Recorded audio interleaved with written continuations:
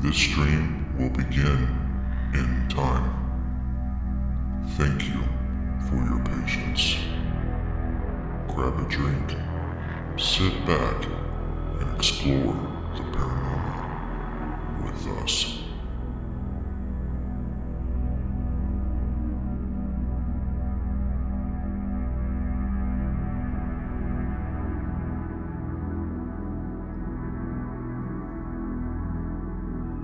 Welcome to the Necromancer Live Show.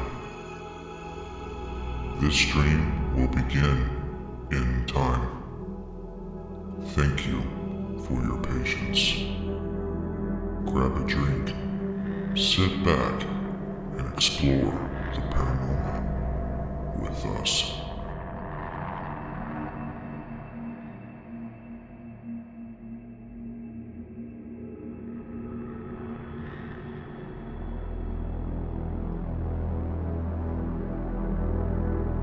Welcome to the Necromancer Live Show.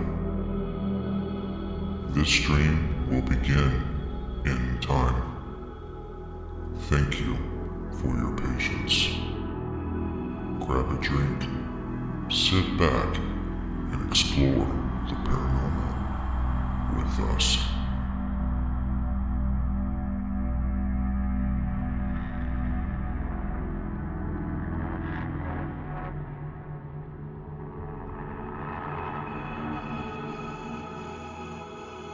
Welcome to the Necromancer Live Show. This stream will begin in time. Thank you for your patience. Grab a drink, sit back, and explore the paranormal with us.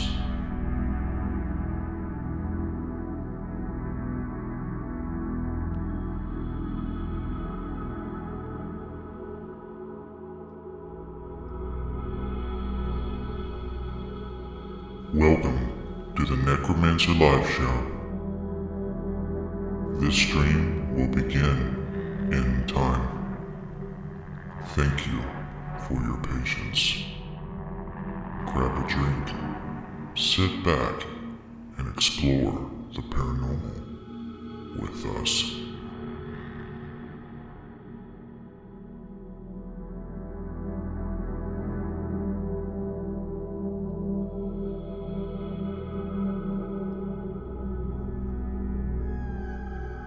Welcome to the Necromancer Live Show. This stream will... As far back as I can remember, I dreamt of a normal life. A life filled with normal things. A life where monsters don't live in closets or under the bed. A life where ghosts aren't real. I just wanted to be normal. But that didn't happen. It wasn't meant to be. Since my early 20s, I have experienced profound paranormal events that would change my life. Extreme poltergeist activity, living amongst those that have departed this earth in ways unimaginable. It has affected my loved ones and children with no end in sight. I could hear things, see things, and feel things not of this world. I asked myself if this was a gift or a curse. With the help of my mother and close friends, I emerged a paranormal investigator. Since 2013, I have been on a relentless journey to learn about the paranormal. I invite you to follow me into the unknown. Welcome to the Necromancer Live Show.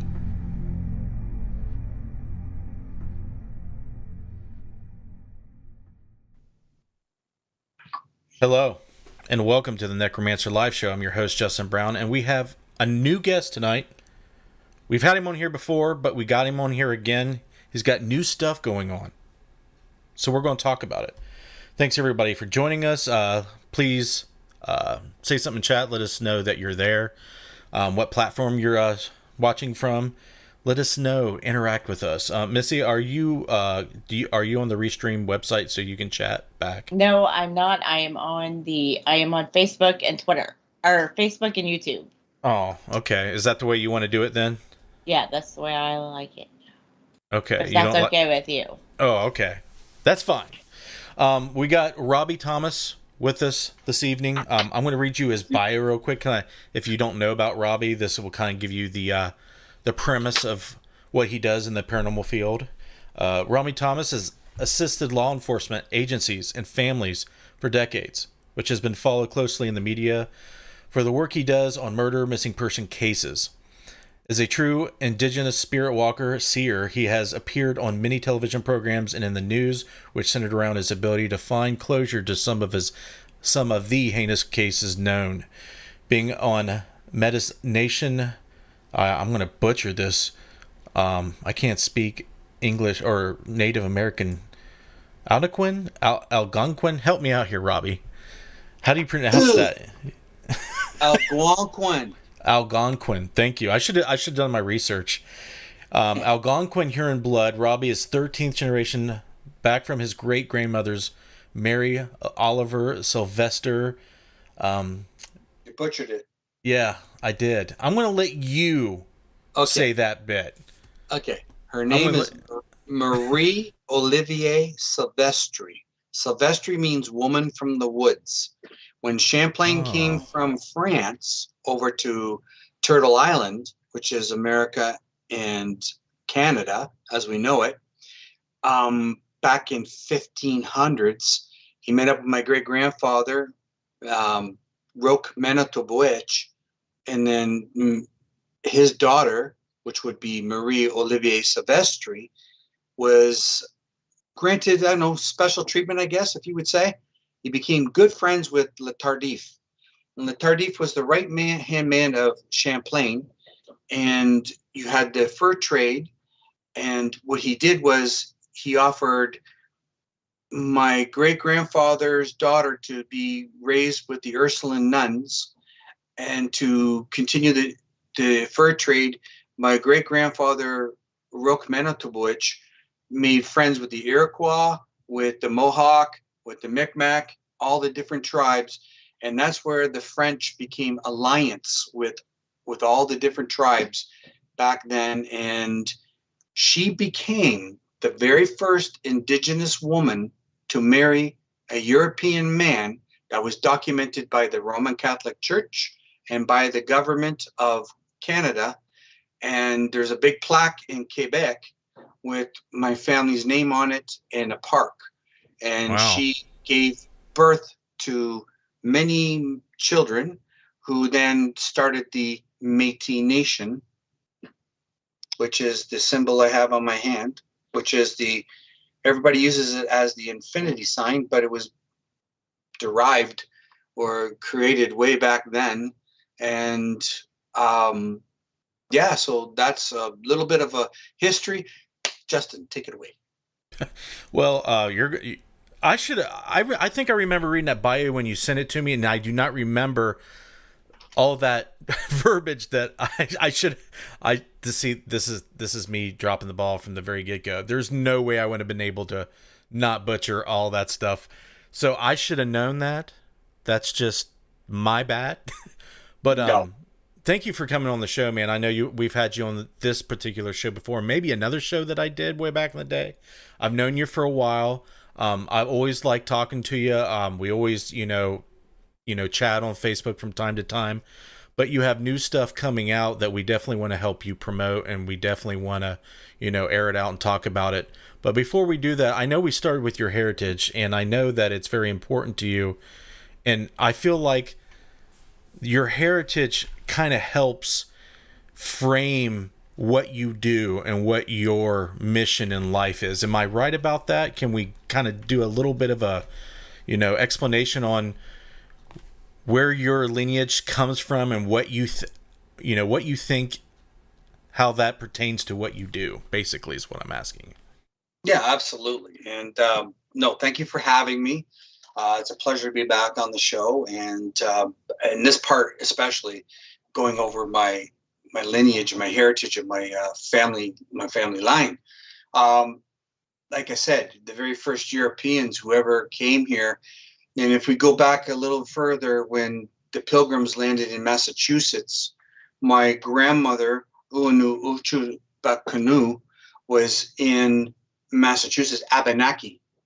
And my grandmother, back then, people think, and I'm not saying we're adults and we're in this time of frame of where we live. But back then, there was no sit down turkey dinner and passing the gravy and having fun. What they did back then is when they landed in Massachusetts, they were barbaric and they killed many different tribes, many people. And what they would do is they would tie people up and sit them on the ground. And then the Pilgrims would have a feast, which they would call Thanksgiving. So they would make the indigenous people sit and watch the feast of their conquerorship, of what they've done. Now, many of those indigenous people were sent off as slaves to England, different various parts, or kept here, or they killed off who they wanted. My great-grandmother ancestors' family escaped that and made their way all the way to Quebec. And then where she met my great-grandfather, Roque Manitoboich. My heritage goes way back before the first white man ever came here. Me being Métis is because when the France settlers came into Canada, St. Lawrence Seaway, the Acadians, the Micmac, the Mohawk, they came all down through the St. Lawrence Seaway. The indigenous people would marry, and my grandmother was the very first who married into the European unionship. So you would have the Métis Nation, which started that long ago. So looking back in hindsight of everything and all the healers and the shamans, the spiritual leaders. See, women back then were the ones who were the spiritual head of the family. And it was like that and it's like that now in any footing of any family of indigenous. And you could say they're the head of the family, which is great because they're nurturers, right? So I learned all this through being age 2, as I can remember, and my great aunt telling me, calling me, "Hey, Papoose, come here." Papoose means baby in Algonquin. And learning all where my family came from and how important that my great-grandmother was. And if people can Google her name, she's huge in history. And so is my grandfather from France, Martin Prevost. When he married her, they're very, very huge. This is where it all started for all of us. All of us. Be you white, be you indigenous, be you whoever. So we have a good backing and a good foundation and who we are as people. So I take that, what you said earlier, the spiritual side of everything, and I've incorporated that for my whole life in everything I do. Be it looking for missing persons, be it for hunting down murderers, and even in film and telling the truth, because a lot of people don't know the truth. And I'm not saying this to be mean. So please, folks, when you hear me say these things, it's not being crass or mean, but there's the colonialist truth that people don't learn in school, or they learn what they need to know. But then there's our truth that's been written down and put on in notes and our language, and what the truth was, what really truly happened. Right to this very day, the suffering continues. I mean, my mother, my uncle, my aunt, my other uncle, my whole family were were put in residential schools. And people are learning this now. But this happened for decades and decades and decades, where they tortured us, killed us. And the doctrine of discovery, when the Catholic Church became head of all the discovery of North America, they made a thing called the Doctrine of Discovery, which means it gave way to enslaving, to killing, and to taking the land away for free.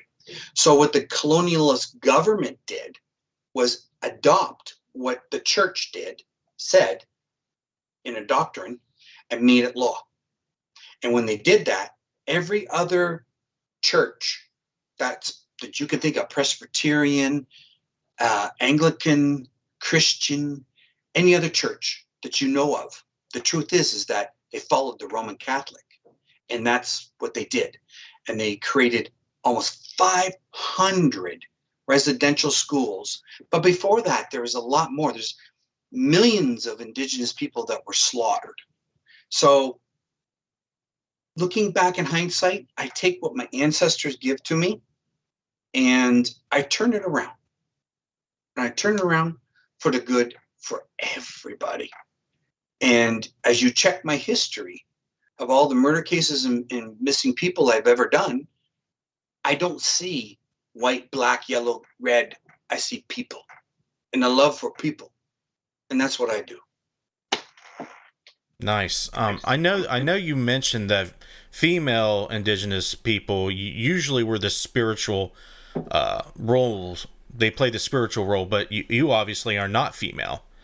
So you being taught by your grandmother primarily, do you feel like she kind of like handed you the baton in that regard? You kind of like, you know, you didn't take, you're obviously not female, but you felt like you needed to take that role, being a man and doing it?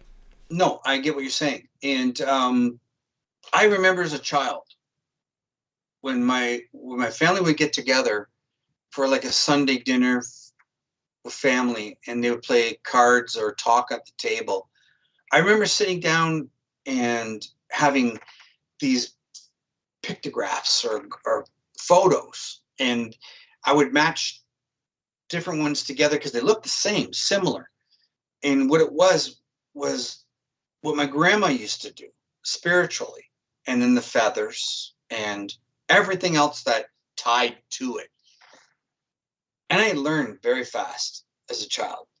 Learned, I guess, wisdom, if you will, and put it all together in a premise that Creator or God wants us all to be as one people because we belong to Him or her or Spirit. Gitche Manitou, Great Spirit. And looking back in hindsight of all of that, I grew up very fast and very, very wise and smart.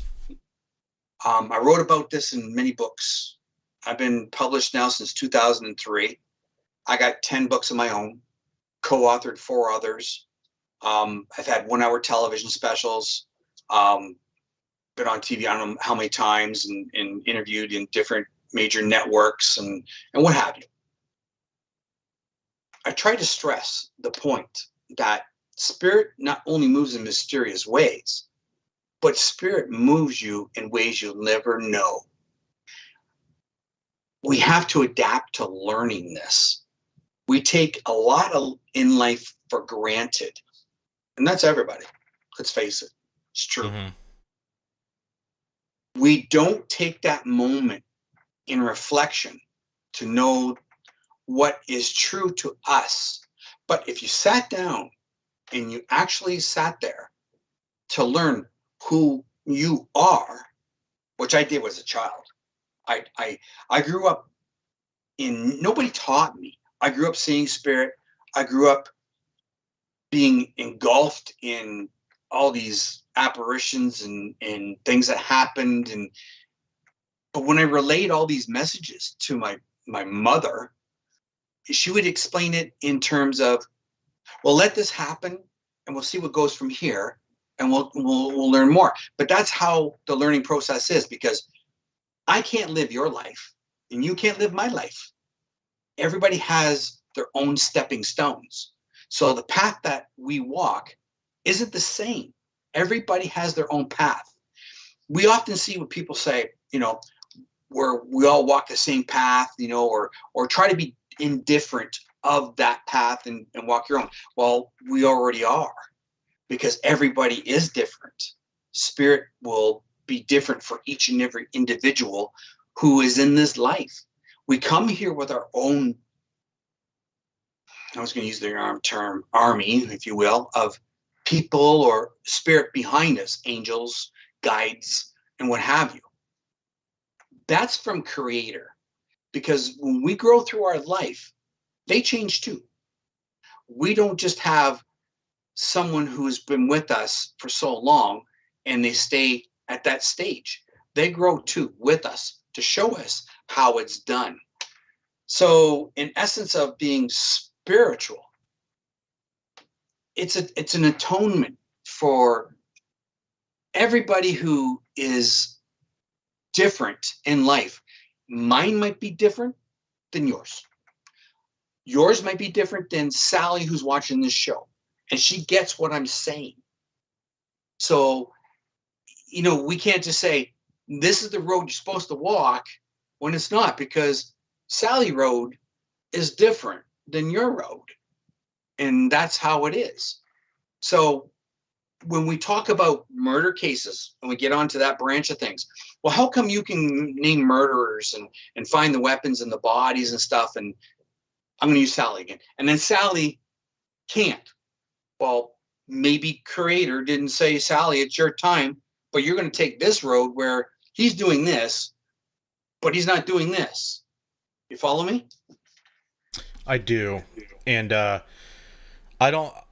feel like we have similarities in both in lineage and in how we've been called to do things from, you could say God or whatever, but there seems to be a higher power that's writing our fate, so to speak. It's up to us to choose whether we want to, fulfill, we'll say, a prophecy.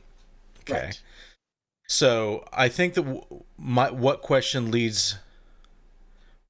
I have next is, when in the point in your life did you feel like, okay, I am different, I have a gift, I want to do something? Of course, kind of what I got out of that is you felt inclined to help people, you felt obligated to help people because you had this gift to connect with the spirit and the living in a unique way. So when did it start? What was the jumping off point in your life that you decided, hey, I'm going to use this gift to start helping people? It came in phases. When you have a snot-nosed kid like me running around the house at age 2 saying, Mom, I know either I'm adopted or there's somebody out there who's part of me. And she would say, he's doing it again. And my father would say, get in here, leave your mother alone. So that would go on for endless times. I'd always talk about it. Fast forward to 1994. The night before my mother passed away, and everybody talks about or hears about this sleep paralysis in the paranormal. Well, I was literally handcuffed. I mean, I couldn't move in my bed. And I had the 4 horsemen show up. The white horseman was as vivid as if you were sitting in my living room and we were talking. And he would explain to me what was going to happen that day. For me, not to worry about a thing, my life would continue and I'd be taken care of.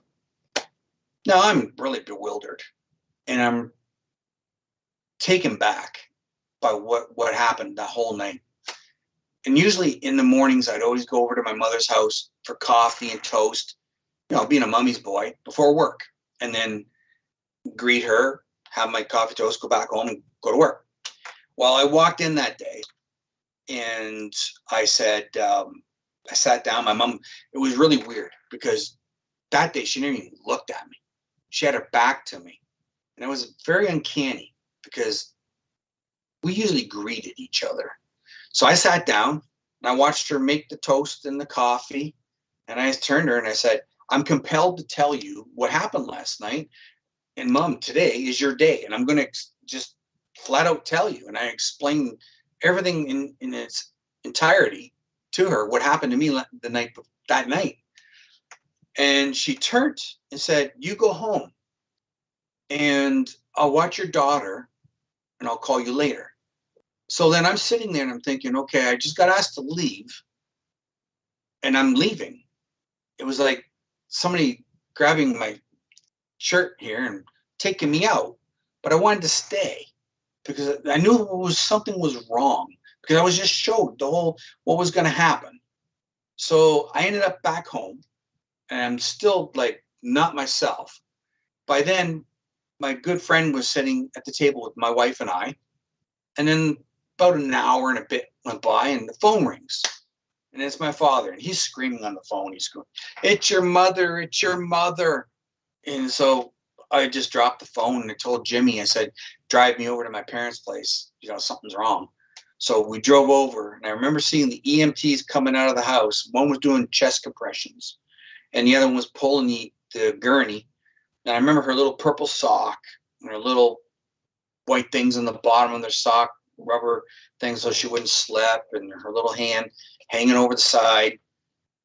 And we made it to the emergency at the hospital. So the ambulance backs up. They open the door. I'm standing right directly in the middle of the open doors. And they come down. They're going to cross the threshold to go into the emergency. And the guy's still doing his compressions. And then all of a sudden he gets to me, and I hear what she says. And he does too. And he yells out, stop. And so the guy who's pushing the gurney stopped. And he's doing and he stopped doing the compressions. And he looked at me and he goes, did you hear it? And I said, I heard it. And the next thing you know, he goes, let's go. And in they went. But she was already dead at the house. So they went into the room where the doctor examined her. I went into the waiting room, and they come back and they give you that news, right? And sorry, and she's gone. So my heart was ripped out. I was my best friend. I was pissed off to the world and pissed off to God. And I raised my hand to him, and I sat for 2 weeks in the backyard and became the biggest alcoholic you've ever seen. I didn't want anybody in my fucking backyard. Nothing. So I sat there, mad at the world, mad at everything. But I learned. And I learned quick. There's a lesson here. And then I woke up. And then I went in and apologized to my wife and everybody else. She didn't leave here on that note for me to be hurt or family members. And I wasn't shown that for no reason. The reason was shown was because I'm moving on. We all move on in life. And our family members, our ancestors, I'm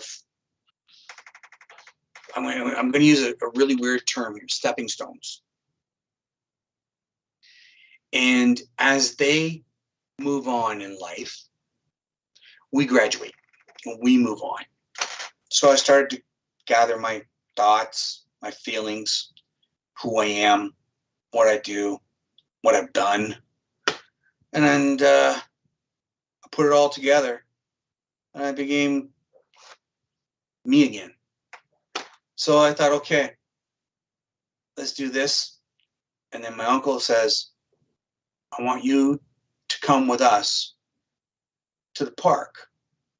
Got news for you. So I said, okay.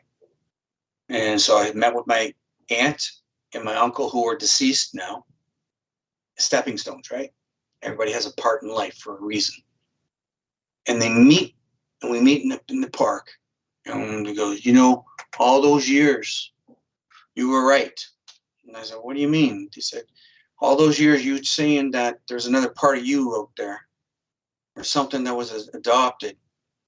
she was alive. And I said, what are you talking about? And they said, your sister. Your mom had a baby out of wedlock way before she married your dad and had you. And her name is Marie.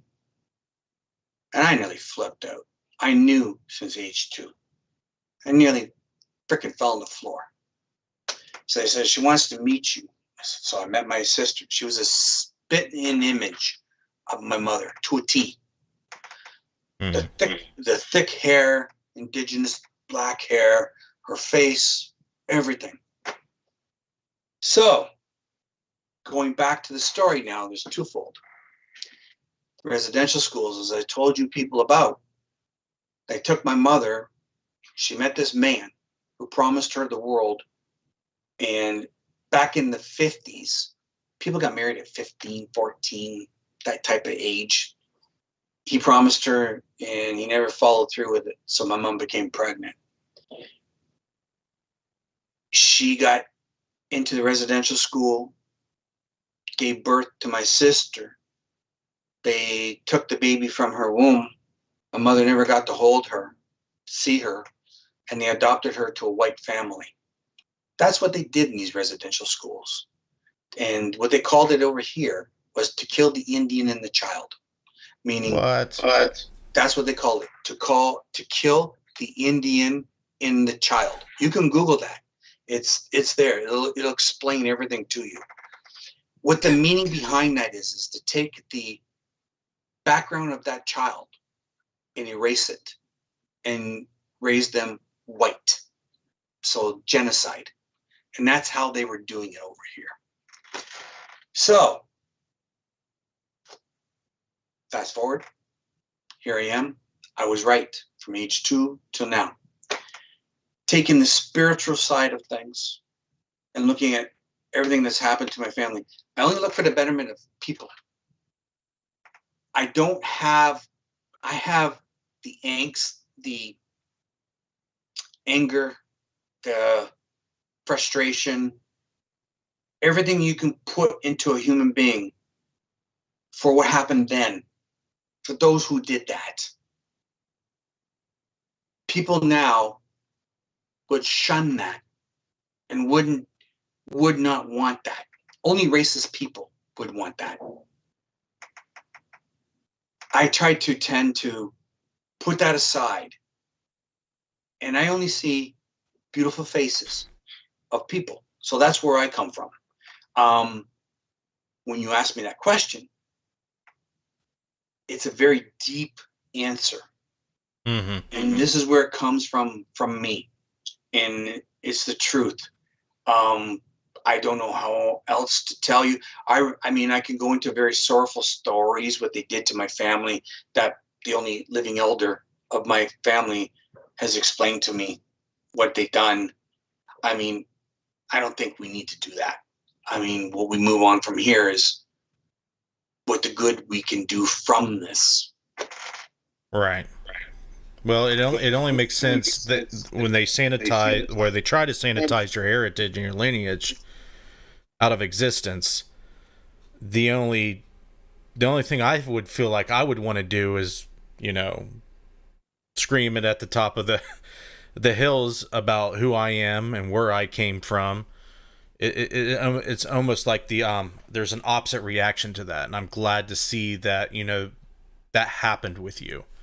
I feel like that mixed with the death of your mother and the realization that you had a family member that you didn't know basically almost put you into a shock. You almost had to re-find yourself again and reinvent your purpose in life, which is, I feel like I can relate to a lot. I mean, when my dad died in 2011, my life changed.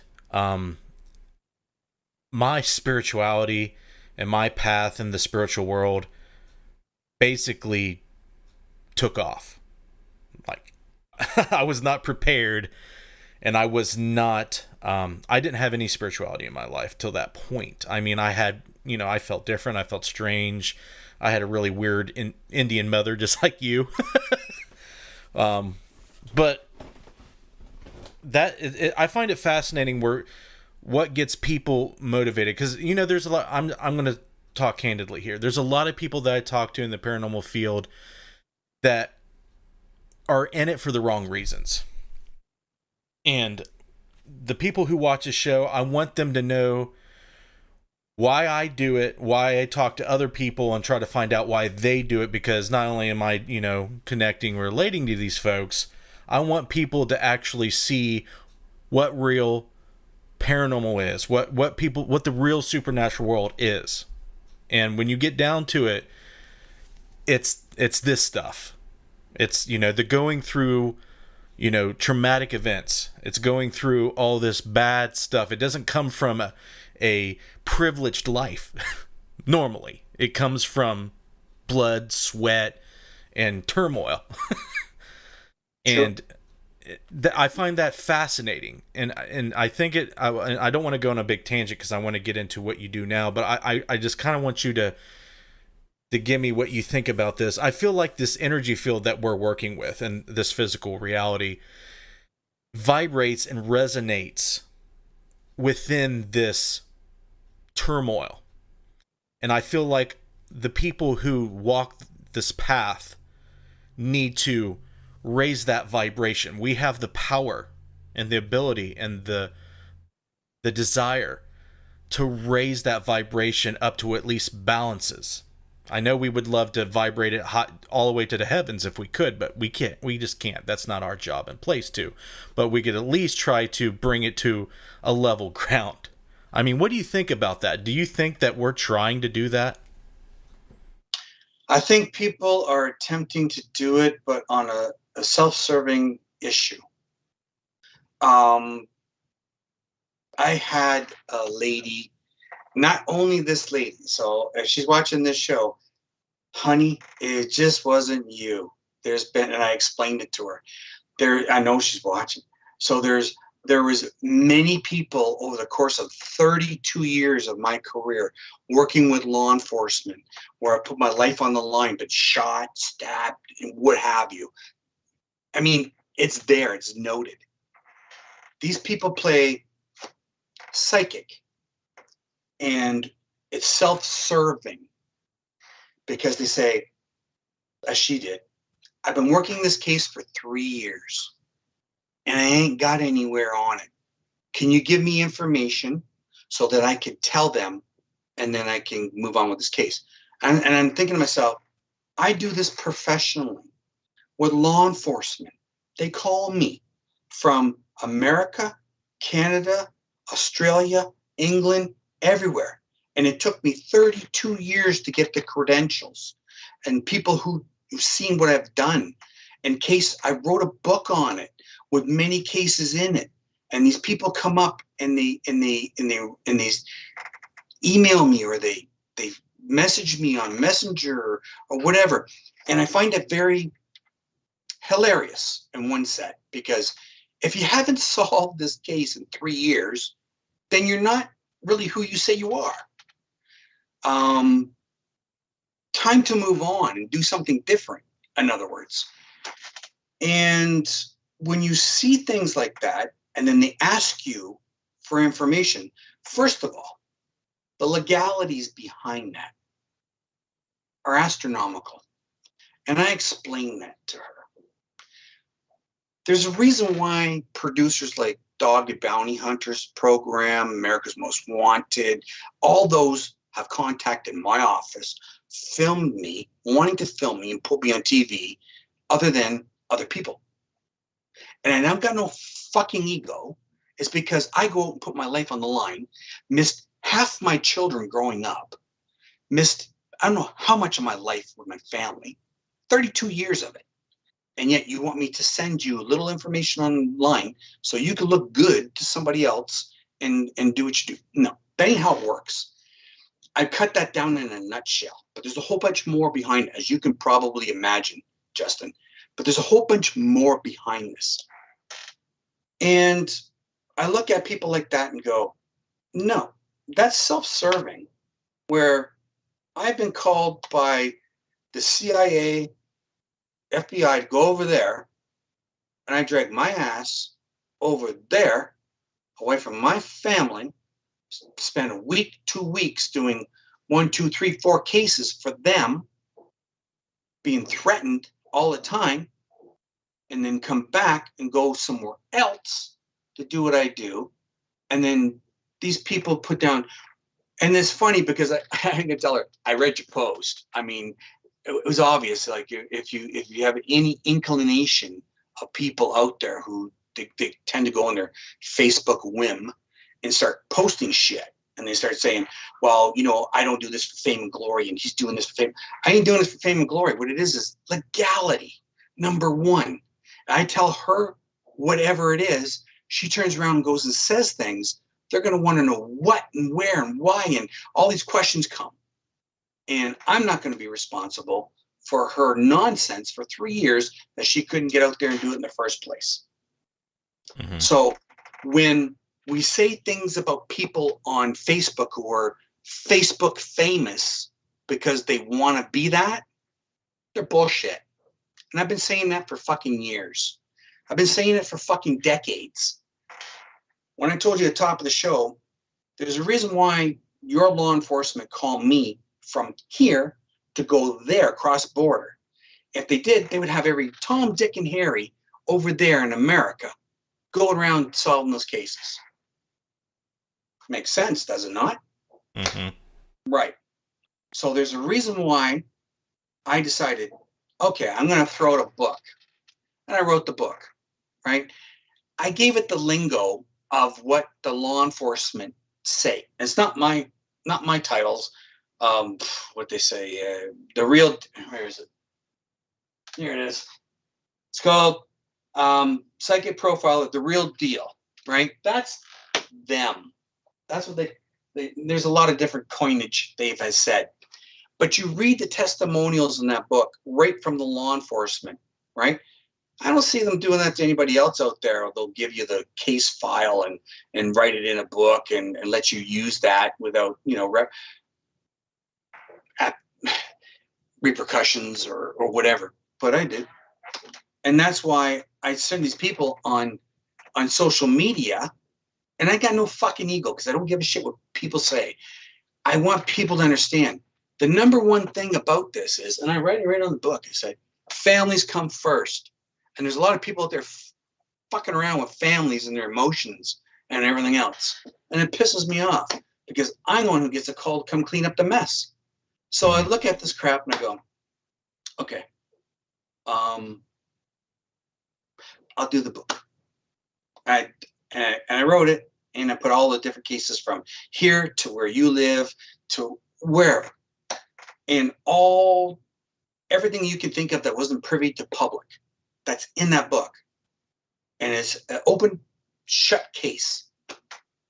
So they say to me, I'm talking major production companies in America, from Hollywood all over, calling me for years.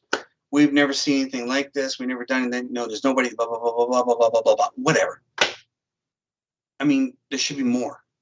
But unfortunately, there are only very few, and count on the right hand.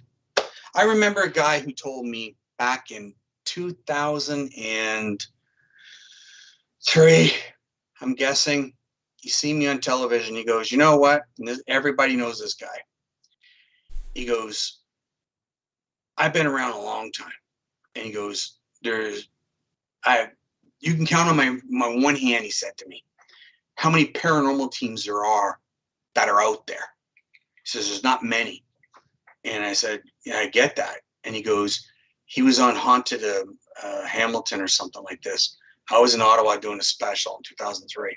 And he caught me on television. It was Keith Age. We all know Keith Age. He's in, Sci-Fi Channel, whatever.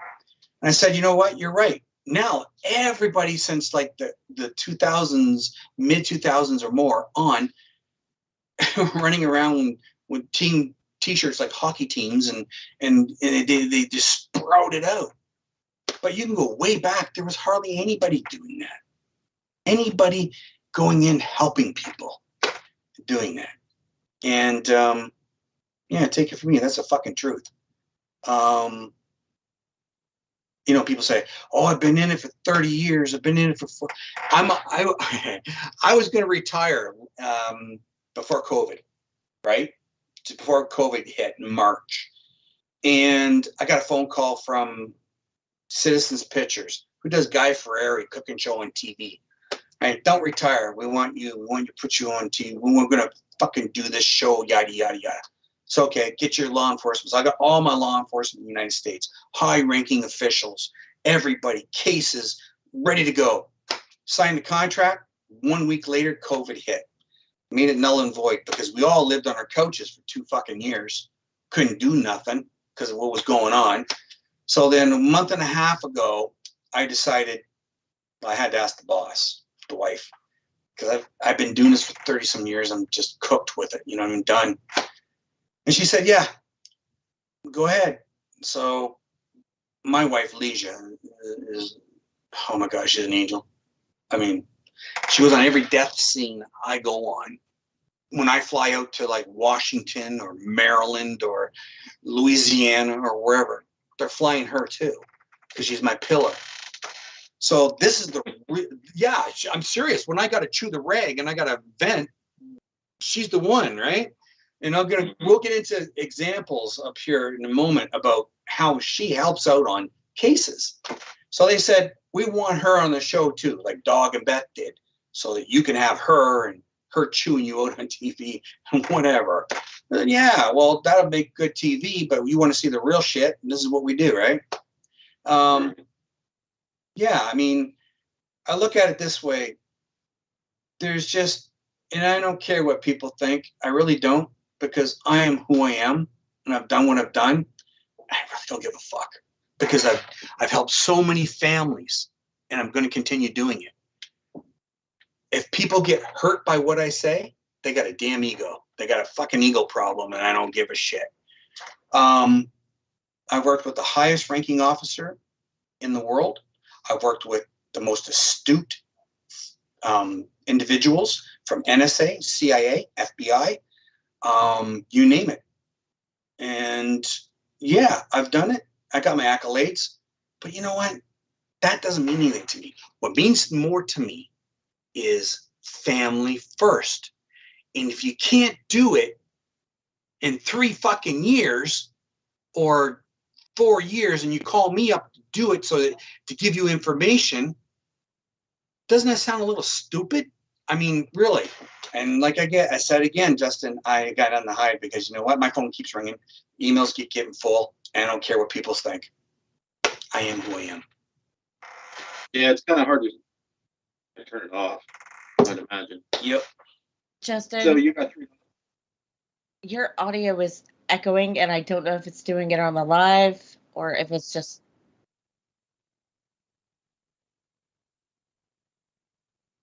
Okay, gotcha.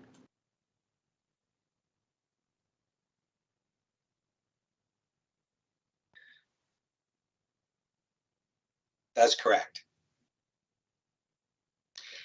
It's funny, you know, we were talking about that the other day. Yeah. We bought this house from a lovely lady named Gina.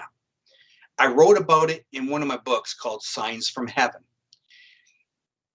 When we got in the home, my wife would say, there's a little girl running around saying, teach me how to play. And she'd pull her covers over her head at night. And I said, really? So, and then my daughter Cherish would say, they're coming in my room. They're coming in my room, Dad. And she's like very, you know, distraught. I put a camera up in the hallway filming this, and you can see the streams of light just streaming going into her room. It was amazing, right? So we're not only catching the paranormal side of it, but she's communicating with them. And then Mackenzie down the hall seen the little girl and ran out of her room one day, fell down the stairs and came into our arms. So I decided, okay, I see the glimpse of the little girl running around, and it's really, really weird, right? We built a pool in the backyard. And as they're digging up the pool, they dig up these bones. And there's a little hand with a little frilly I don't know, girl's little dress or something, and it was the hand. So I went next door to a gentleman who was a turnkey, a jailman. And I went through to be a cop twice. And then across the street, there was a retired police officer. And my next door neighbor was a customs officer. So I had this kind of meeting going on with them. And they said, well, don't say, because they're going to close your backyard down for a year and they're going to investigate, yada, yada, yada. Just rebury it. And I said, I get it. I get it. So we reburied it. Then I decided this continued on with all the spirit movement in the home. And I decided to call Gina, who owned the home. And I said, Cherish in her room is experiencing all this talking and seeing people. And Gina got real quiet. And then I started explaining that the room we're staying in, that's our bedroom, my wife is seeing this little girl come in and say, teach me how to play. And then Gina just went, oh my gosh. And she said, I got to tell you something. My mom and dad used to stay in the room where you guys have your bedroom. When we got the house all finished 1 year to the day, my mom and dad decided to go on vacation and were hit by a semi-truck and killed head on. And my mom used to go to Michael's room, that was her son, in the room that Cherish was staying in, and pray. Because Michael was seeing the same things my daughter was at the time. And the doctor put him on Ritalin and put him on different drugs because they thought, it was all in his head. And so I said, nope, because it's happening to my daughter.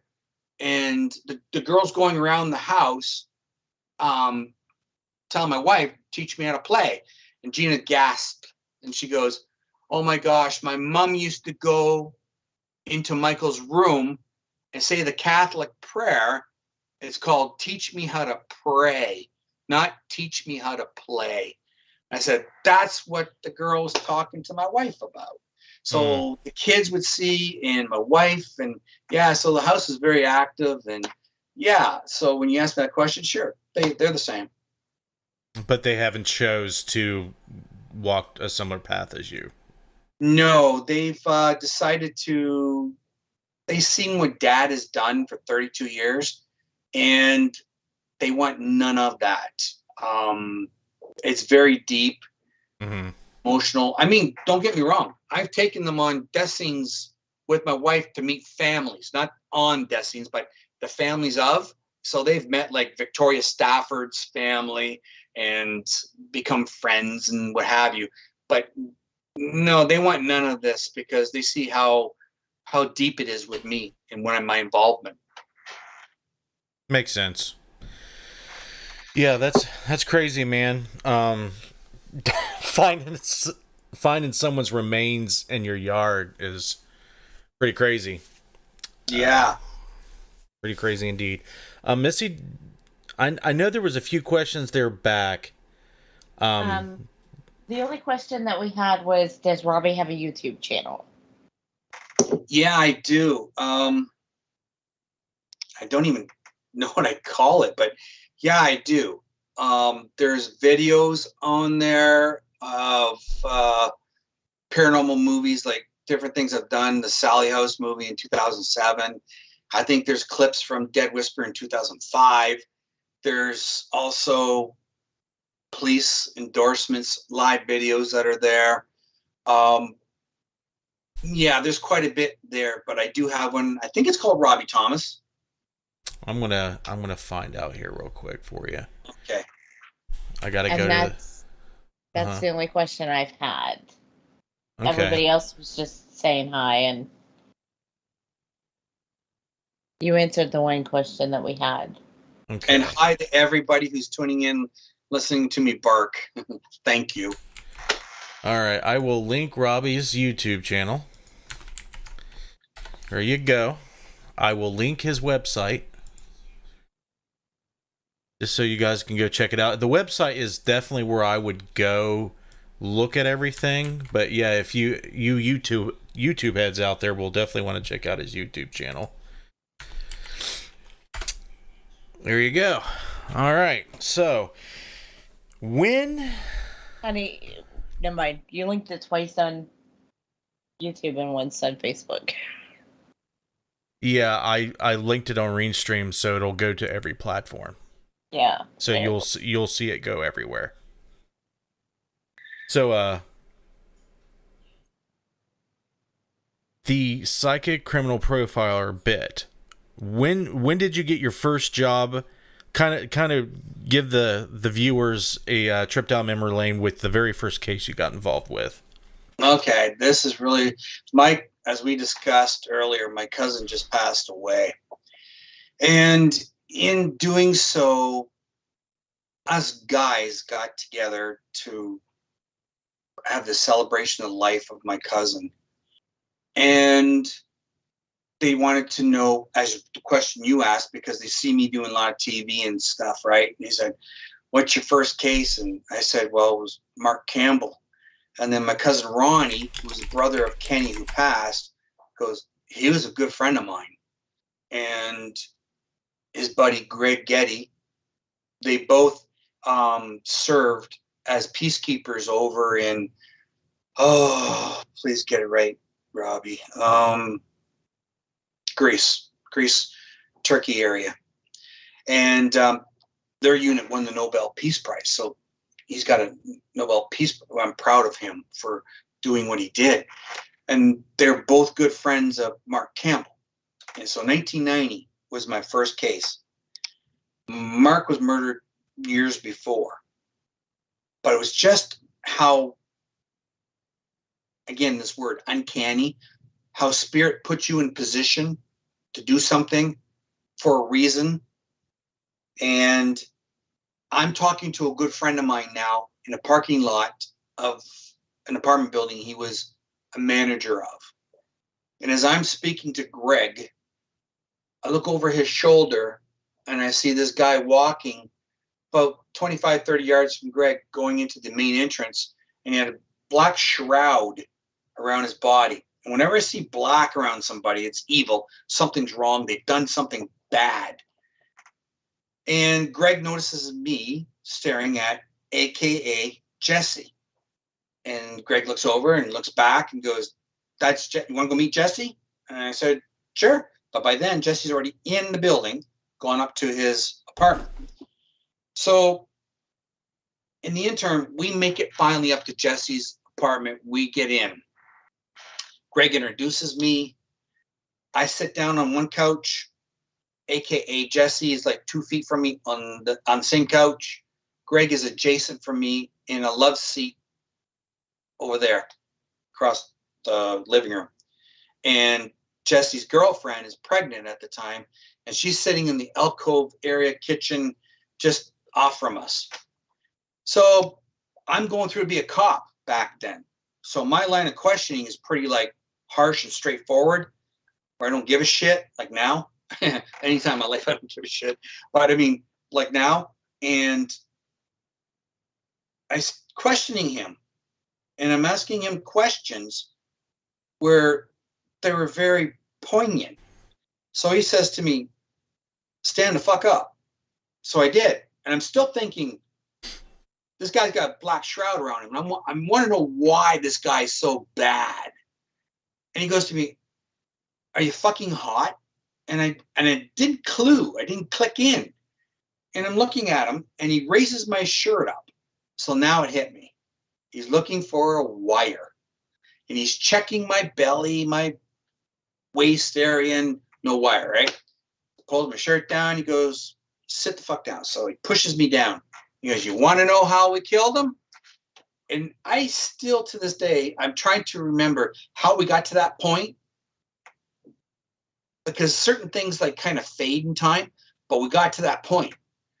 And he goes, "Now, before I tell you, everybody picture this. 5 foot nothing, sawed off 5 foot nothing, replica of Eddie Van Halen. That's what the guy looked like. The hair, face, everything. To a T. To a T.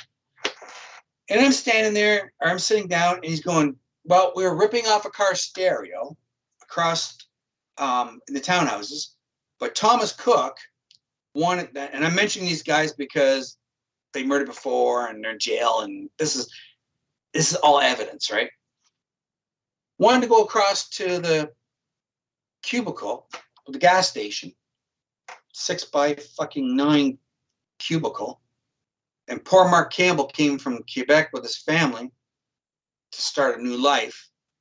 He was just a young kid, 14, 15 years of age, working for, I don't know what, $1.50 an hour at the time. And he goes, we pulled out a gun. And he says, and he popped him like this. But he said it with a smile on his face. And he's going, and he was hopping like a rabbit. And they shot him all up, like all over, right? Didn't get no money. If they got probably $5, they got $5, but they didn't get no money because the cubicle was closed. And then they told me the direction they took, and they ran in the street. I remember it all. So then he goes to, by then, Greg, the guy who's sitting across from us, he's already by the door ready to leave. He's terrified. And then he says to me, get the fuck out of my apartment. So I look over, Greg's already in the hallway. I'm leaving. He grabs my shoulder and pulls me back and goes, if you tell anybody, I'm going to fucking kill you. And he goes, I got an alibi. My family's going to say I'm in Windsor, Ontario. Right? Key point. Then he shoves me out the door. So now we're down in Greg's apartment, and his wife is very livid. Why the hell did you go up there? Why'd you start that shit? Why'd you do all this? Blah, blah, blah. Both of us, right? And I told Greg, I got to go talk to the detectives. I got to tell them exactly what he just did, told us. So I did. And the detectives tell me, you have to go back and befriend him. You have to wear a wire, and you're going to have to get him to say the same shit he just told you, because we're in court with him this week coming for this murder that happened. And it was like, okay, well, I didn't know. I was put in this position. I didn't know. I was just curious about this guy with a black shroud around him. And now I'm right involved with this murder case, right? And so I told him, I'm not going back because he already told me he's going to kill me. And so they begged. We went through a plan. We went through all, and I just downplayed it and said no. So they went to court. Gets off on that alibi, what I explained. And AKA Jesse is now out west in Canada. Thomas Cook, a few years later after this, decides to, he's pissed off at his girlfriend. So he saran wraps her head, right? Holds her arms. She can't breathe, and she ends up dying. So he decided to walk to the police station, turn himself in for murder, and he's getting out very soon, or he's just gotten out for murdering her. Scumbags, real scumbags. And that was my very first case. Now I'm going to tell you a little something. To all you people out there who, everybody has intuition, right? People call themselves psychic or whatever you want to call yourself. Titles are, unbeknownst to whatever. Do not put yourself in harm's way as this idiot did back 32 years ago. I learned a huge lesson. I came around from that lesson, became much more professional, where I work in tangent with law enforcement because they call me and I work with them. Don't be the hero like this stupid idiot was back in 1990. Don't be that guy or that girl, because in the end, if something happens to you, you're just going to be another number and nobody's going to give a shit. So take this harsh lesson in language I'm trying to tell you. If you think you're psychic, okay? If you think you're psychic and you think you're the next CSI, whatever, and you watch all these TV programs and you can solve a case before they even show it at the end, it's a little different in real life. Believe you me. It always is. Yep, it truly is. There was a question a while back. I don't know if it was Sabra who asked it. Spirit Stalker asked. She said, "I wonder if the little girl was murdered, or if her family just buried her in the on the property like they used to." The little girl that you dug up with the swimming pool. Oh, this is really weird because my daughters go, "Hey, Dad, there's 8 women on the front lawn." I could be so lucky, but I mean, just, but I mean, 8 women, and I said, she goes, "Yeah." So I open the front door and I go and talk to these girls, these ladies actually. They said, "My dad built this house in 1950 with my brothers, and we're the daughters." So they wanted to see the inside. They'd never been here since we remodeled it and did what we did. So I invited them in. I showed them the whole house. We sat and talked for a long time. And I said to them, "Did you guys ever bury a relative in the backyard?" Because we dug up horse bones, not just the little girl. We dug up horse bones along with the little girl. Body parts, right? Femur and what have you. And they said, "No, we never did." And so I thought, wow, that's really weird, because then who is this? And then this home we live in was the very first home in this entire area, because it was all farmland. So this thing goes back before this house was here.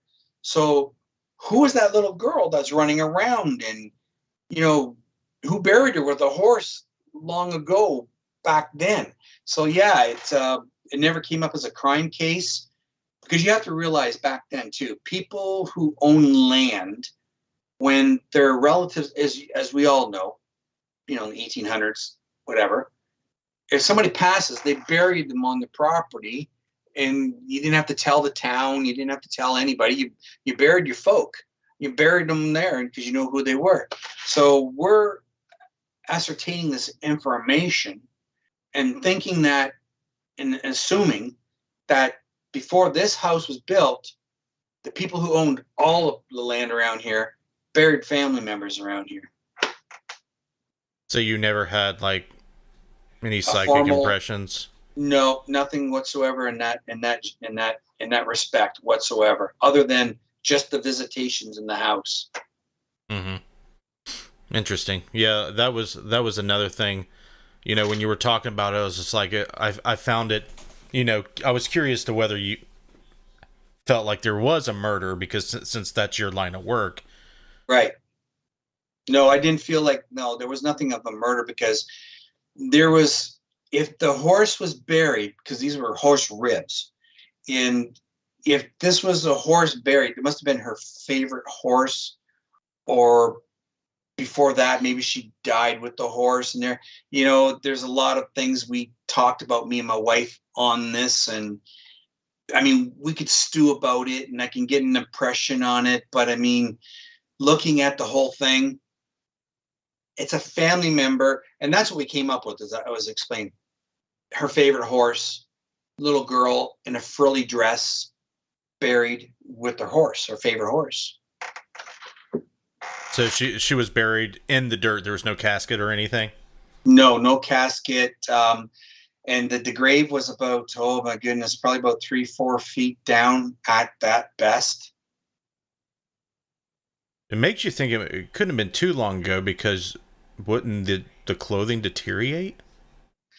Not if it's a certain, like, if it's polymer.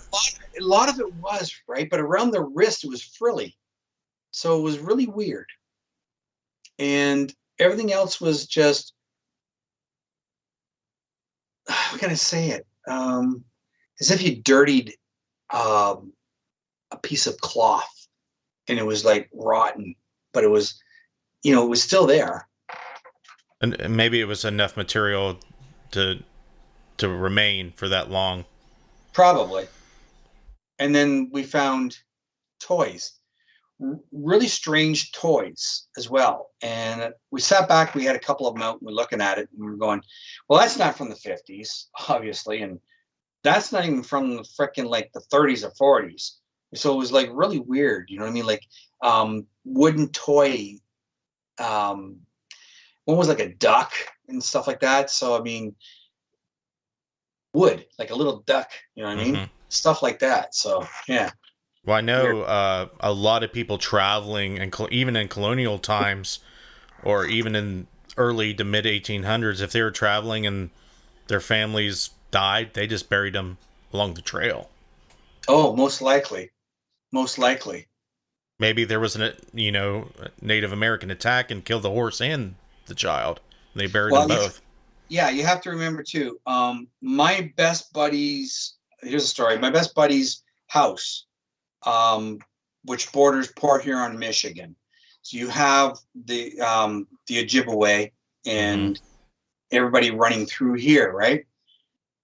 We're putting in water lines into the back of his house from the front to the back. And as we dug up the back area, we started digging up bodies, and they were buried down 2-3 feet deep.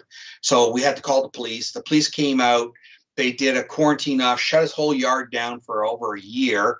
So that goes back to me doing my pool, right? Shut you down for a year, and brought out First Nations, and they were there for the longest time and doing our ceremonies and what have you.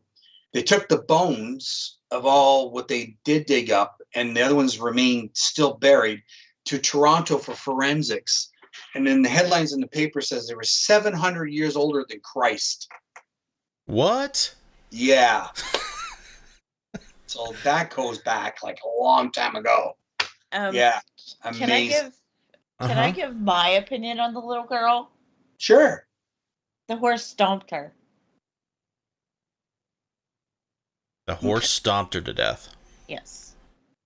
How long does how long does it take for a human body to deteriorate buried without any, embalming or a casket? Not long. I wouldn't think that long. No. But these bodies remained over 2,000 years? No, they were all bones, right? Like buried, and they were all buried like systematically, like side by side. But don't bones deteriorate after like 100 years or two? Bones? No, bones don't deteriorate. They don't? No. Huh, I thought they did. No. That's crazy that it's that old. Yeah. It's nuts. Wow. All right. You want to give some shout outs to everybody in the chat? I know there's a few newcomers that kind of come in late. Missy. I have Darren Smith, I have Josh Bender, I have Nancy, I have Sabra Heath, Arden, Spirit Stalker, Laura Bledsoe, Derek Schreiner, Melissa Grubbs, Eddie Pence. I think that's it that I've commented. Nice. Thanks for joining us, everybody. If you have any questions for Robbie, please feel free to ask. If we don't get to it right away, we will. So these TV shows that you've been working on, they've reached out to you. What can you say about them without violating NDAs or anything? Yeah. I've signed a month and a half ago, maybe a month and 3 weeks tops, a new roundabout contract for a true crime series. I'm going to say accomplices. Why do I always say accomplices for? My cast members, they're all going to laugh at this, are high-ranking officers from America. Chief of police from Texas. She's tough as nails. I've done cases with her. One that we're still on. And a very high-profile case from LA, by the way. Another individual from Florida. I've done 3 cases with him. And another individual from Colorado. And I've done one big high-profile case from him. It's in my book. Paige Bergfeld, Mother by Day, Hooker by Night. NBC dubbed it that way. NBC wanted to fly me down to Colorado and all this stuff, but I don't do it for the glam and glitz for a network at the time. That's what they wanted. And I've gotten many integral individuals who are like on-scene death investigators, break down to hypnotists who are very profound, getting information out of people who kind of can't remember and stuff like that. Yeah, so the incumbent of my cast members go from not only high-ranking police officers, but it goes to judges and lawyers and out and out and out and out and out and out. So that's what we're waiting for. As you see my persona here, I've sat in the office of A&E, Oprah, many different people over the years. They can't get their heads around, and I'm going to tell it straight out as it is, how straightforward I am and saying what I say. As you see every ghost show on TV, every ghost show you do see on TV is scripted. None of it's real. 100%. I've been around the block for 30 years doing ghost and chasing and all that shit too. And been in TV and movies on that. All of it's scripted, as we all know. But they want to do the same thing for legality reasons. And my premise is this. If we're going to chase somebody who has murdered Sally's daughter, I'm not going to hold back on what I have to say on that creep who's done this, or anybody tied to him. I say what it is, and if it causes dust to be stirred up, that's a good thing. I think people would appreciate that. I'm hoping you would. I mean, if we sit there and stir up the dust enough that it gets somebody else to come out of the woodwork and go, yeah, you're right, okay, we're going to do this, and then we get the person, I think we served a purpose. So that's what, in a nutshell, what we're trying to work around. I think it's a good thing. I think it's really good because, I mean, if you read the book, I name murderers. I name where the murder weapons are, where the bodies are. Networks can't deal with $1 million lawsuits and stuff like this. So I can't put in my mind frame, I can't put cartoon with reality. I can't mix it because it doesn't make sense. Because in your eyesight, people go, oh, he's fucking phony. He's not doing. So I'd rather not be that and keep doing what I'm doing.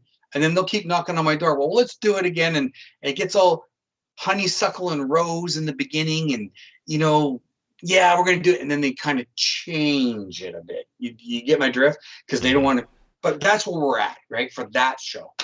I can't say much more than that on that. Great people behind it. Great minds. I love the title of it. I love the premise of it. I still get to be me. And if people don't like it, I don't give a fuck because I'm who I am. The other show I'm in, it's award-winning already. Second episode's already won awards. It's on Prime, Amazon Prime, on Tubi TV. It's called Halloween Obsessed. The director and I have a good rapport. I've known her for years. I used to do her radio show out of LA for many years, as we're doing here, but it was only like a 5-minute segment, 10 minutes, like, Rob, what you doing today kind of thing. And asked me to do some episodes. So I talk about my ghost hunting venue, if you will, going back to 1994, where I was in the belly of a live volcano. I mean, I go places ghost hunters don't go. Live volcano, bubbling pits and shit, pirate boat, yada, yada, yada. So you can take it from there. I'm going to want to hear about the volcano. You'll see it on TV. But, you know, it's amazing. So I've been down there 5 times and we filmed and did our thing. Then, of course, the Sally House. In 2007, we shot the movie. Was on Discovery Channel, I think, fucking 3-4 times. Great movie. So we've done the behind the scenes, what isn't on there, that everybody's going to get a chance to see, hear what I say. And then murder cases. The director wrote a little something and posted on my page saying, the next episode that's coming, hopefully for before Halloween or just before Halloween, the segment or the episode itself is one of the best and is more creepier than anything. So I know what she's getting at, and people are going to love it. The cast members, Michael Gross from Family Ties, Tremors, LA Law, Dee Wallace, who's in Cujo, Critters, Halloween, E.T., Ray Davies, Linda Palmer, Bob Davis, whole bunch of great people. And their backgrounds are very astute in what they do. I think, well, it's already won awards. I mean, many awards. People are loving it. I think the direction the director took this, she's a brainiac. And my hat's off to her.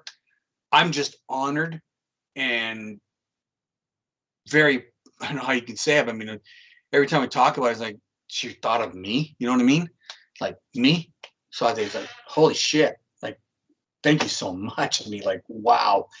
And, but you get this, if they talk about you see the episodes of the murder case and stuff, you get behind the scenes, what's not actually in the book, but even deeper. Yeah, so that's where I'm at. I've been asked to do another series, the Network Club, and that's been in post-production or thought of getting ready to produce just before COVID. It's got a lot of great people in it. Froman from, oh my gosh, Save the Bell. There's a lot of good people in that one too. I'm just happy. I've been able to do this and keep it real and keep it on the level keel and just do what I do. That's me. Well, congratulations. Well, no, seriously, thank you. I mean, like, I'm ecstatic about it. On those other ones on the front, I really truly am. And I'm very, very grateful. I mean, more grateful than you can think. My own show, I mean, I created it in 2006, called Psychic Profiler. And we were talking and discussing this earlier. I mean, I don't think they could understand or handle the premise of it. America's Most Wanted filmed me back in 2000 and what was it? 2011, 12, something like that. And it was amazing because I'm sitting around the dinner table with the film crew and the producers from Lamport and Shepherd, and we're eating breakfast, and the guy goes to me, the head film guy, we've done 270 some shows of America's Most Wanted. He goes, John knows all your work, and he really, really and I'm thinking, all right, dude, I'm just eating my eggs now. My head's like this fucking big because you just said that, and my ego's fucking huge. I just couldn't get over it. I was like, get out, But those are the moments I thrive from. My 5 minutes of personal fame, like without doing any advertisement shit, whatever. That's for me. You know what I mean? The main deal is I'm out there. I'm in the field. I'm working with those police officers. It's, how can I say?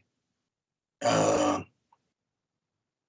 so much a career or a job, but it is what I'm supposed to do. Some people would say it's a calling. Yeah, whatever you want to wish to call it. I just do what I do. And the gratification I get from this is when we get the two pricks, monsters that murdered Victoria Stafford, right? And I'm at the balloon release with the family, and they got fucking arrested and they're in jail. Mm-hmm. And then my gratification is looking at them. We got it done. But then, you know, there's that other side of it is that we don't have Victoria, right? Because of those assholes. Yeah, I live every moment of that. I do it, and it's real. Yeah, I'm sure there's a lot of people out there, despite all the tragedies that become, you know, that pretty much involve these cases. There, as long as there's justice, I feel like that's all we can do. That's unfortunately, I don't know how to say it, Justin. I mean, that's all we can do, like you just said. I wish we could turn it and make it different. Hey, I mean, there's good happy endings. I got good happy endings that I chose so many cases throughout the years that I've done out of hundreds and hundreds of cases and put them in there. I mean, finding a lady who was missing and elderly in distress, brought her home. Got a lady's daughter out of the sex slave trade, saved her life. And she wrote, you know, he brought my daughter home alive, brought her home. Saved a man's life in the ICU. I was filming a series in 2017. We're doing the wrap up in Virginia. And we were wrapping up in Virginia. And on the day I landed, she texted me and said, can you come and help me? They're going to unplug my husband and kill him in the hospital. And I said, I just landed in Virginia, and we're filming this series like the whole weekend. And I said, if you can get the neurologists and doctors to wait till I land back and come there on a Tuesday or whatever, I forget what day. And damn, didn't they freaking wait? They freaking waited. So we filmed, and I said to my wife, I said, we can't get a flight, so let's rent a car and we'll just like drive all the way from Virginia, nonstop, straight back. And it was like 14 hours or 12 hours, whatever it was, getting back to Canada. Get back in there. And it was then the next day I meet Julie Kiff in the ICU. And she hugs me and we go in, punches the code to get in the ICU because not anybody can get in the ICU. And we get right in there. And I'm looking at her husband, and I've never seen a man so plugged into machines or any human being like that ever in my life. He had tubes coming out of every orifice and so many IVs and shit coming out of his arms and whatever. And when I took my hat off and I started to pray, and then I heard him say, you know, wrong medicine. My brain is swollen and it's going to take time for me to heal. 3 things, right? So then I hear it again. And so then I put my hat back on, all within about 2-3 minutes. And then Julie goes, it's not good. And she's crying and she hugs me. I said, no. So you have to tell. And right now the ICU doctors and nurses are standing outside the room and they're all watching me. And I said, you have to tell the doctor this and, you know, what I just told you guys.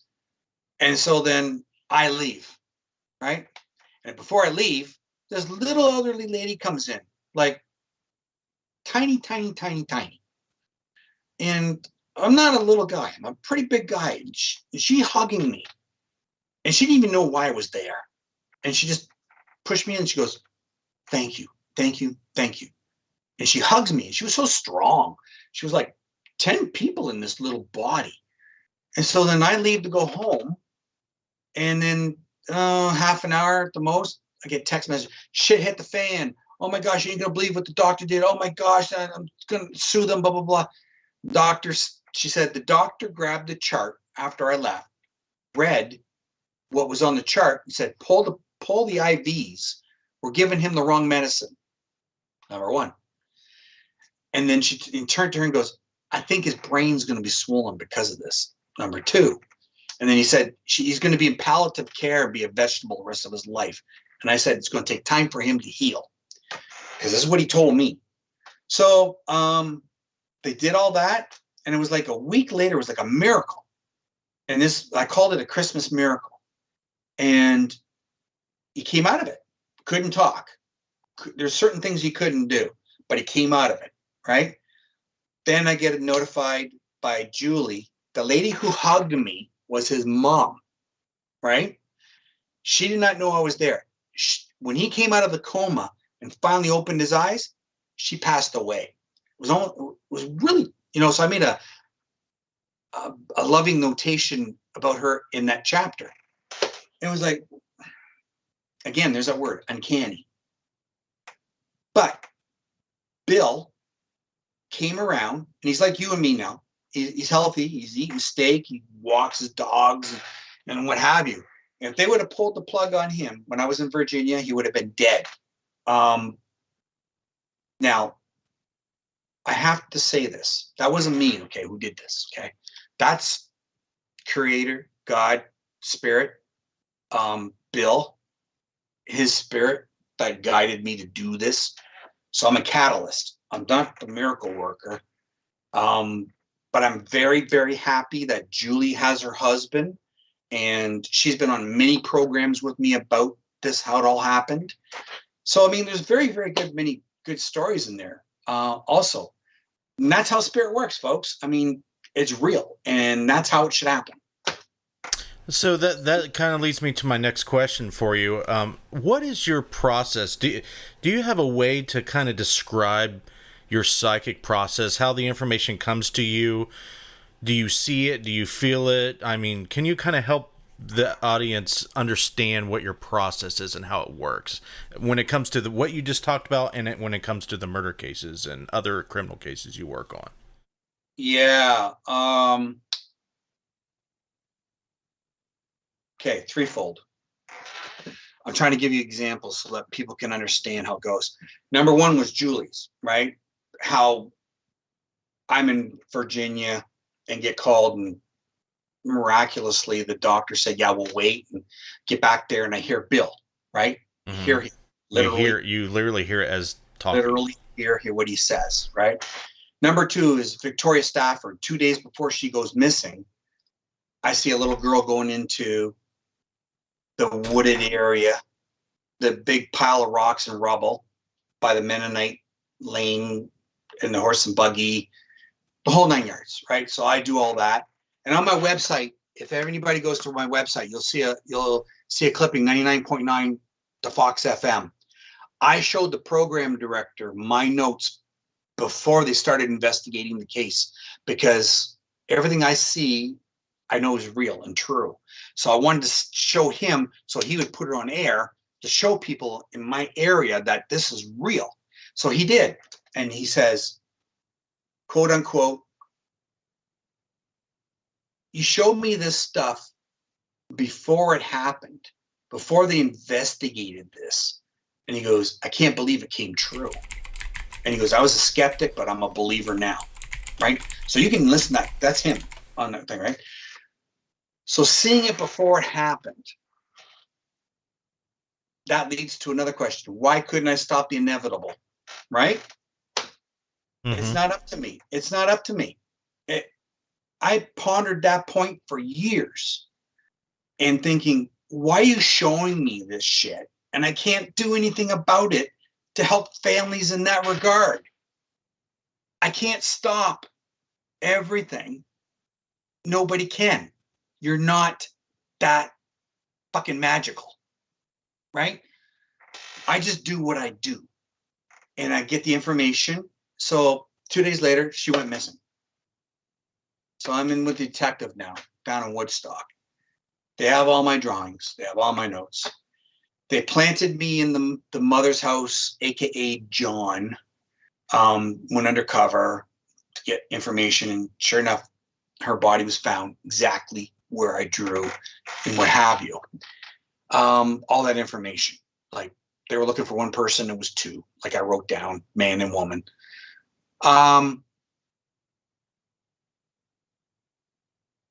Threefold.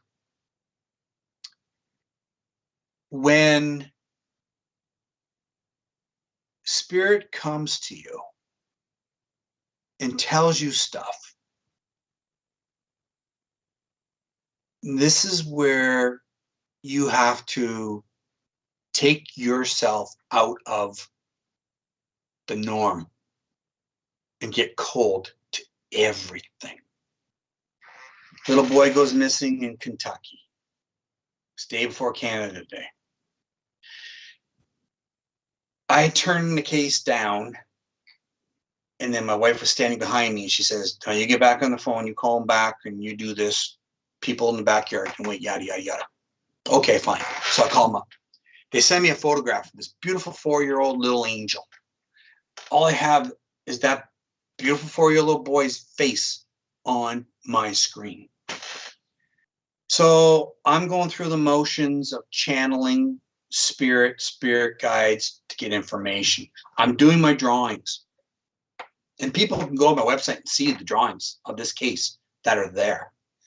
So I ask, where are you? What's going on? Can you tell me where this boy is? And they show me stadium lights. So I draw the 4 stadium lights off. They turned the stadium lights off that night before. Never did that for whenever. They never done it before. That's what I was told. So the lights were off. I wrote the name John.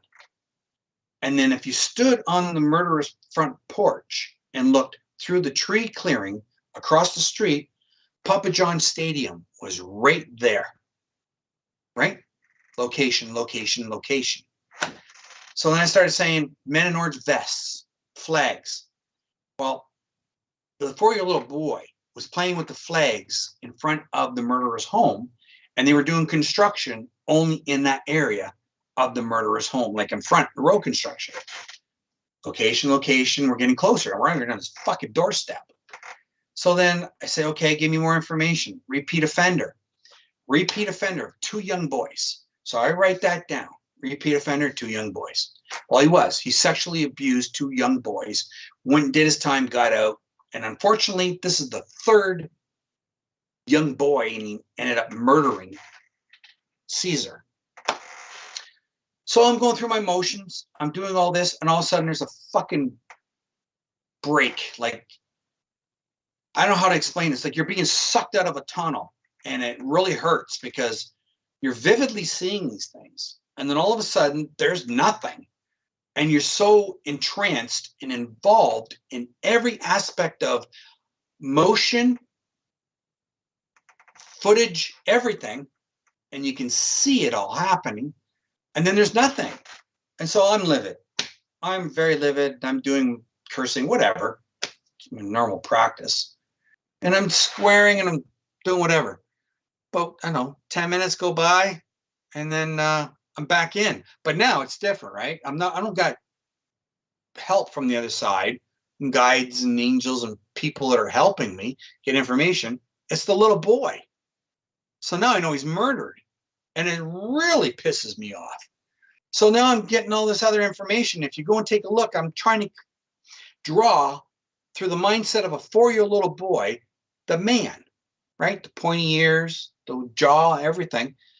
And his mugshot is right beside the drawing. It's almost identical. It's on my, and you can take a look. And then I go, okay, well, just give me his effing name. Give me his name. And he did. And I could hear the little boy say, his name is Cecil. That's not Bob, John, Tom, or Dick, or Harry. It's a Cecil. So I put Cecil, and I put the arrow down to the guy's head that he made me draw. All right, so now we got the liaison from Kentucky. And I mean, when I hear this, it's the boy's voice. I mean, it's like me talking to you and all you folks listening to me talk. That's how I hear things. So now I got all this information, and I faxed it to the NBC and the CBS. They got it all. And I think one clipping, I don't know if it's on my website, but I know I got it. I think it's there. I'm not sure. I'm seeing everything that you've written down, the photo next to Cecil on your website, and then there's the Google Earth snippet of the location that you remember. Okay. Then there's a I remember there's a newscast going, and the Louisville police got a break in the case. They got information or something like that on the news. Well, that was my notes going to NBC and to the detective and what have you. And sure enough, as you can see, Cecil New was arrested December 7th and in jail for the rest of his fucking life. I don't know what else to say yet. Yeah, I don't have it set up to where I can share my screen, and I apologize for that. But if you go to Thomas's website here. I'll share the actual page that he's talking about. If you scroll down a little bit, it will help give you a visual of what he's talking about. So there's the threefold. No, there's the threefold in explanation of how I see, how I hear, how it comes, and information. Without me putting you in my brain or you being me, I don't know other way to explain it to people, but that's how it happens. And, here, once we solved the case in Victoria Stafford, my family went to meet their family, right? And we became really good friends and what have you. And the letter from the family is on my site too. They'll explain it. But I come home and I'm sitting in a chair watching TV and my wife is over there. My kids are on the floor. And all of a sudden, Victoria comes out of nowhere and she's hugging me. So I'm hugging Victoria, but my wife and kids are looking at me. Dad's acting strange because he's hugging air. And then I explained to them, Victoria's here and she's handing me a flower and the butterflies around her. So then I explained it to the family of Victoria what happened, and they knew that the butterflies was her favorite color, or the flowers the favorite color, and the butterflies were her favorite thing. And so she was just being appreciative that we finally got these people. So that's how I see things. It's real to me, and some people can't see it. All right, just for research purposes, I want to clarify some things. When you're seeing it, like with the case with the Cecil guy, are you actually feeling anything from these individuals, like what they feel, or is it making you feel a certain way? What I'm trying to understand is if there's any like clairsentience or empathic stuff associated with the visuals. Yeah, I mean, there's many cases I feel the stabbings, the chokings, the fire. Yeah, I feel that. Any other sensory stuff like smelling? Yeah, everything. Smelling, tasting, everything. Seeing, everything. When I'm working with the detectives and when I tell them this is how it actually happened, because they have to piece it together. They just don't go, okay, we go down this road and okay, there's going to be a body here and okay, we've solved it. They have to piece everything that's between that road, the body, and everything in between. So I become that everything in between. And I explain to them, this is how it happened. This is what's gone on. And here we are. Yeah, some people call that a medium. Right. I just call it, you know what? You can I said this on many shows. I hate the term psychic. One person says, get used to it. That's the title. And you know what? I'm indigenous, spirit walker. I've worked with spirits since a kid, and I never knew the term psychic or medium or carnival shit, whatever. I just don't. And if it hurts somebody's pride out there, I don't give a shit, because like I said, I'm still going to do it, and I still do it. I just never knew the terms. So when Psychic Profiler came about, being that title, that came from the police, not me. When The Real Deal, that came from the police, not me. All these titles come from them. I guess it's an identification marker people have to attune to, because then they can say, oh, I get it. You know what I mean? If you say spirit walker, they go, what's that? Or walks with spirit, or a spiritual person. They don't get it, right? Because they want to elaborate. Like you're asking me these questions. You want me to elaborate. That's just what it is. If I take a person, and I've done this many times, I've held a class one time and I said, I was actually looking for somebody to come and work with me and do cases one time. So I said, I'm going to run this, program, if you want to call it that, for a lesser term. And people signed up for it and what have you. And I gave them actual cases I was on, not published. And I gave them the photographs like I get. So when I walk into a place like in Maryland, they go, here's the map of Maryland and Virginia, find her. Here's the picture of her. That's all you get. You don't get long spiel, this and that crap and details. You get that and that only, or the little photograph of the boy from Louisville, Kentucky. So I did the same thing as people, and I could not find, people were so left field, right field, and you know what I mean? That's what I say. I know people out there who do this work with the other different law enforcement. I know them personally, and yeah, they're very, very, very, very good. I mean, I'm okay, but I mean, they're very, very good. Yeah, I don't think that, that term in corner, well, there's one in every fucking corner. Well, now everybody's a fucking psychic and everybody's a fucking this and that. And you know what? It's like you can do a cold reading and you can do this or that, and that's fine. I mean, intuitiveness is different than being an actual person who goes and does the deep dwelling shit. And I know some people who really go far, worked with, thousands of cases. So does it irk me? Yeah, because like I said before in the beginning of the show, person says, I know I'm in 3 years on this. Can you give me information so I can tell them? Why would I want to jeopardize my freaking career, my name, to give you information so you can get the glory of the shit? No, that ain't how it works. People have to wake up and start realizing it's like the paranormal. Everybody's in the fucking ghost chase, and everybody, I've been in it for a long time too, folks. I mean, over 30, 40 years documented on film and shit, where people come up and go, I've been in it for 30 years now, but you can't prove anything. You got nothing behind you. So am I just blabbing at the gums? No, I'm just telling it like it is because I don't give a shit.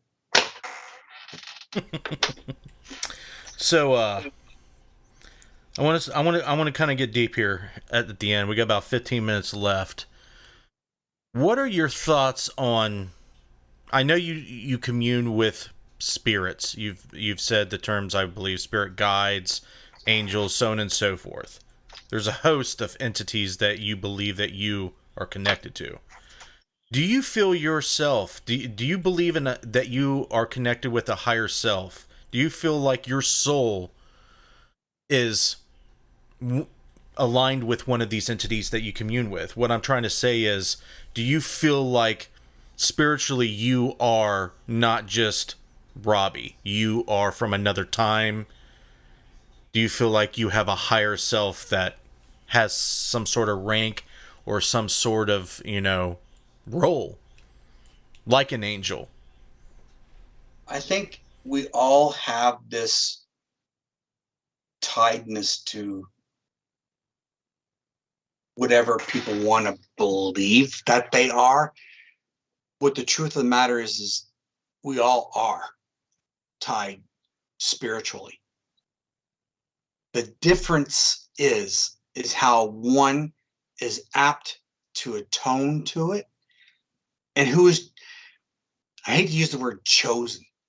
It's like I said before many times. Today I might be me. Tomorrow, Justin, God's going to turn you and go, okay, now you're on the hook for 10 years, whatever, 5 years, 1 year, 1 week, whatever. And you're going to do this, right? It's just how spirit moves. We all have that,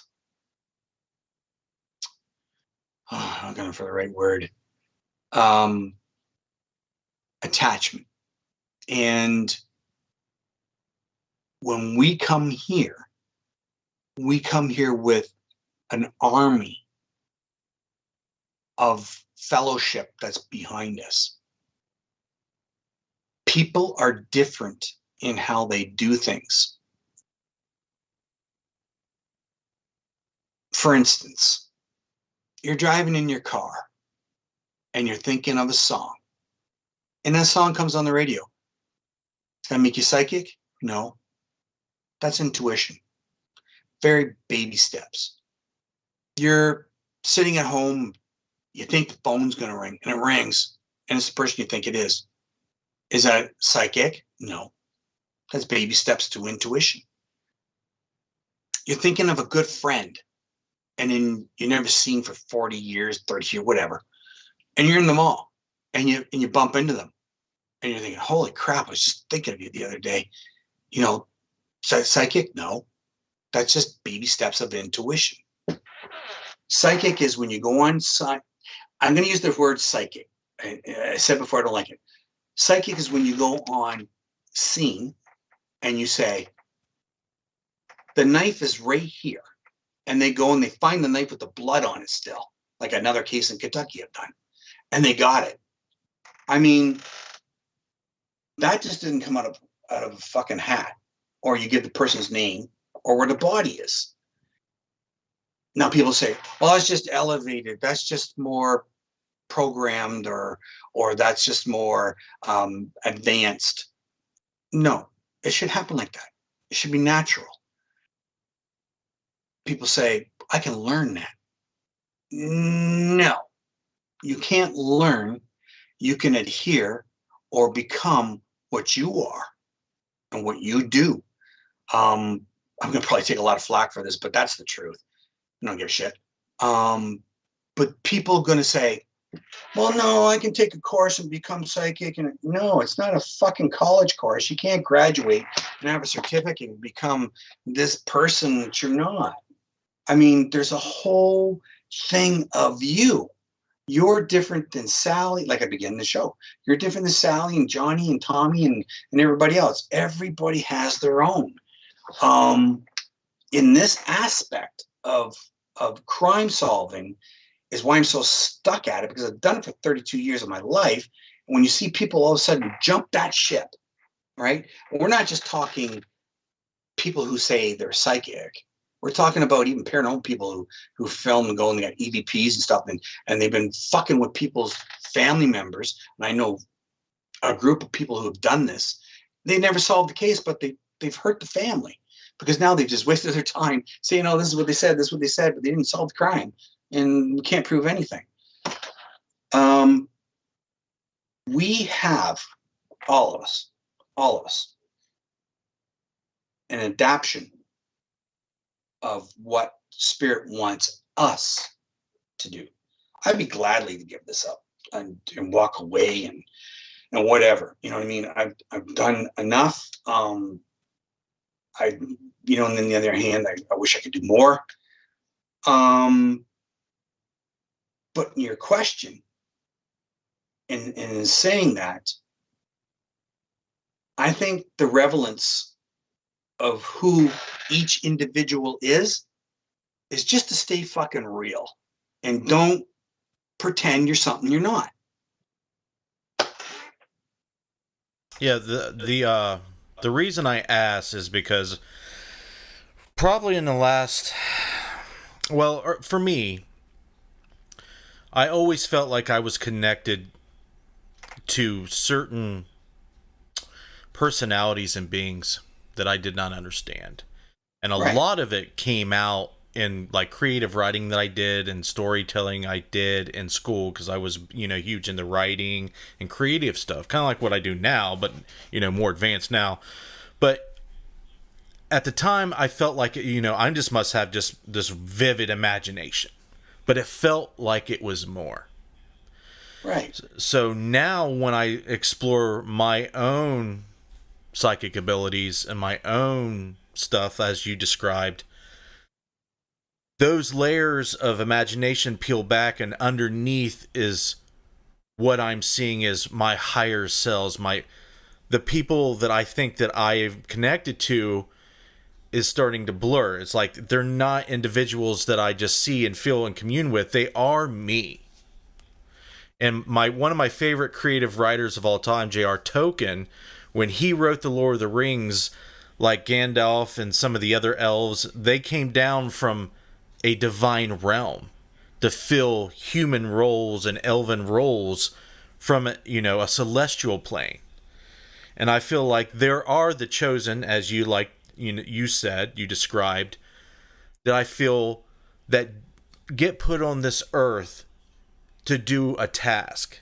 Some of them may not be able to realize that they are chosen and they not fulfill their destiny, if you want to say that, or they just don't, it doesn't happen. But at times I feel like people realize some point in their life, whether it's 2 years old or 30, 40 years old or older, that they are different.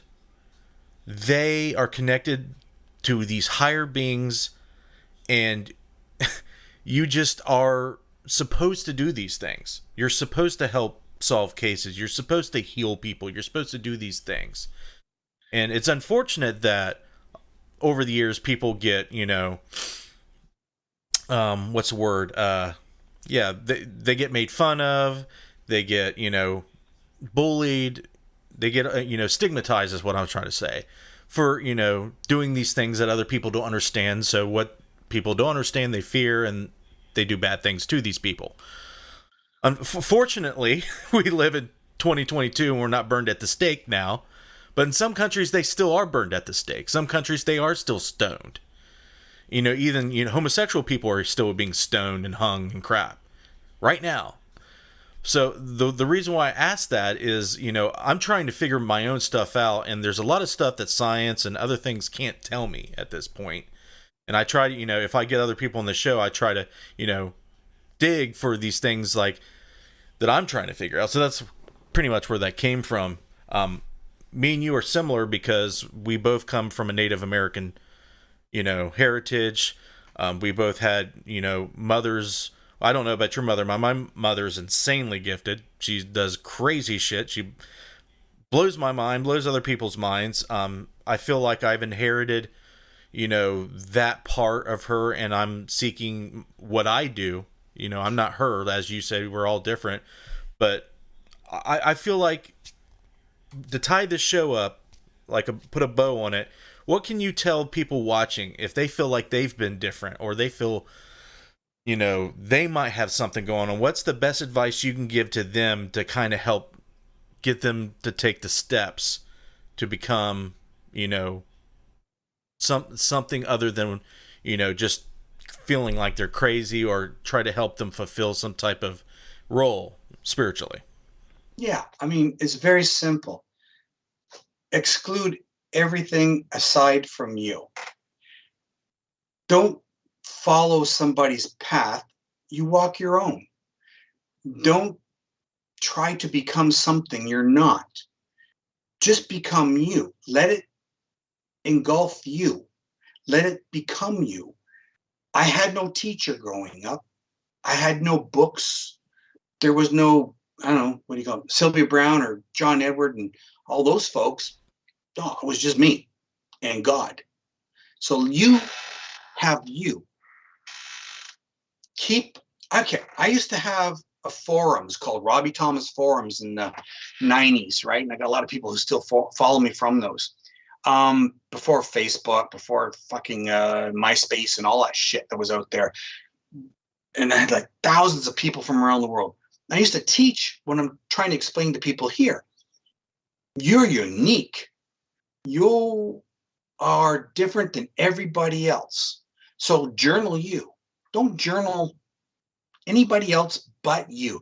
Take all that noise and static and all that other shit and all these things that you read online that people say, and they have people follow, oh yes, that's true. And or it's like you see a post online, okay? Here's a prime example for everybody. Please listen to this. They go, I felt weird last night.